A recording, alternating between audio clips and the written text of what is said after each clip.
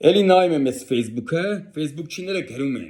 Մարտուն, ժողովուրդը քեզ ձայն չի տվել, որ սենց անես։ Մարտուն, ժողովուրդը քեզ ձայն չի տվել, որ նենց անես, կամ սենց չանես, նենց չանես։ Ուրեմն լսեք, այդ դուք եք ընտրել Մարտուն Գրիգորյանի, որ հիմա ասում եք սենց արա կամ նենց արա։ Մարտուն Գրիգորյանը հաշվետու է առաջին հերթին իր ընտրողների ու իր Լեննականի Գյումրու թմի առաջ։ Իսկ ինչ գիտեք իրան ինչի համար են ընտրել։ Միգուցե ընտրել են, որ հենց չեմ միանա Վարդան Ղուկասյանին։ Ու եթե ինքը հիմա ինչ-որ քայլ անի, որը հակառակ կլինի այդ իր ընտրողների ու իր Լեննականի թմի նպատակներին ու ցանկություններին, դա կդիտի որպես դավաճանություն։ Եթե հանգամանքներից ելնելով էլ Մարտուն Գրիգորյանը ուզում է ինչ-որ մի հատ հակառակ քայլ անի իր ընտրողների կամքին հակառակ, գոնե պետք է խորհրդակցի խոսա իր ընտրողների ու իր Լեննականի թմի հետ փորձի համոզի, որ այս ինչ բանը հանուն ես ինչի արժի անել, տղեկ ջան, թիմ ջան, ժողովուրդ ջան, հասկանում եք։